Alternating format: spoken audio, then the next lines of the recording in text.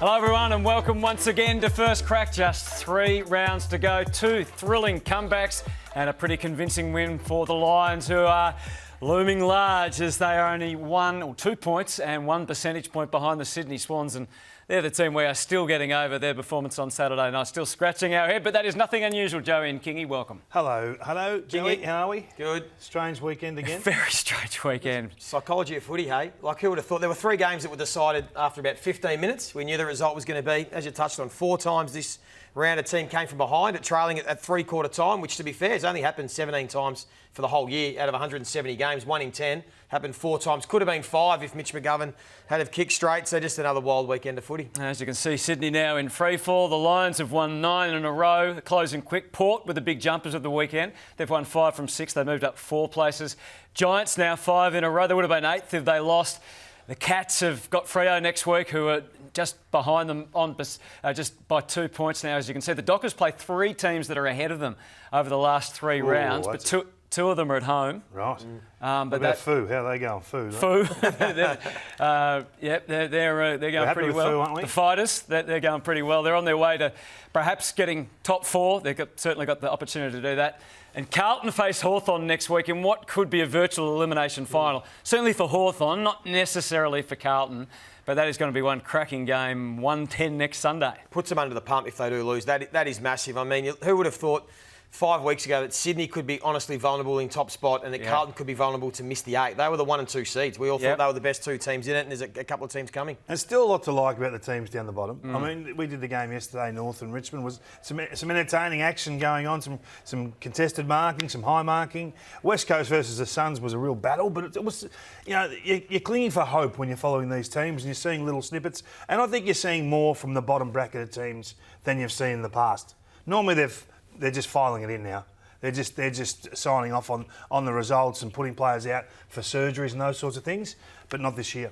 We're ruling out Melbourne now in 12th. Collingwood hanging on barely, but their win last night, of course, means they are technically still alive with a tough 3 games to come. And as we mentioned, Hawthorn and Essendon still very much in the race, depending on what happens from here. All right, time to get cracking, Kingy. Yeah, I'm going with the Sydney Swans, and I know, Joey, you touched on them last week and went through probably more of the numbers side of it and what's happening and what needs to change, and over to you, John Longmire, which I think is still as evident now as what it was last week. But I'm probably digging a little bit more specifically at the key players at Sydney. And there is absolutely no reason outside of these guys being fully satisfied with what they've done up until about round 16 and had put themselves in front of the team. Now, not having sat down and thought, OK, now it's all about me.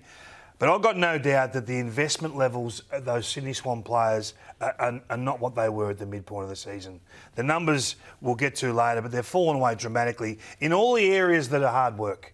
Contest, clearance, less easy ball. So you can't just float around and get easy touches at Sydney at the moment. So that laser-like focus that they had, that absolute buy-in, that 100%, I can trust the guy next to me to do what we need to do, is gone. So this is alarming. The us versus the world ethos is no longer there because they've looked ahead and they've seen the comfort that comes with the personal reward. They've started to think Brownlows. I've got no doubt about that. Absolutely started to think about Brownlow medals, doing mini press conferences to say, oh, look, I'm really sorry, I'm not going to win a Brownlow.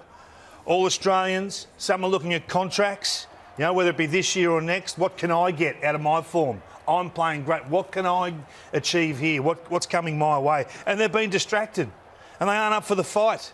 Does the system need tweaks? Well, maybe it does. I don't know, Joey. Maybe it does. But I don't think it really matters what system you go with if you're John Longmire, if you don't get that 100% premiership level buy-in.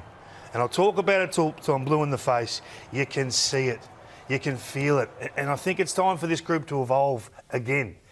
To maybe look at the way they're playing, because everyone's picking them apart, and we'll go through the mechanics of that later on.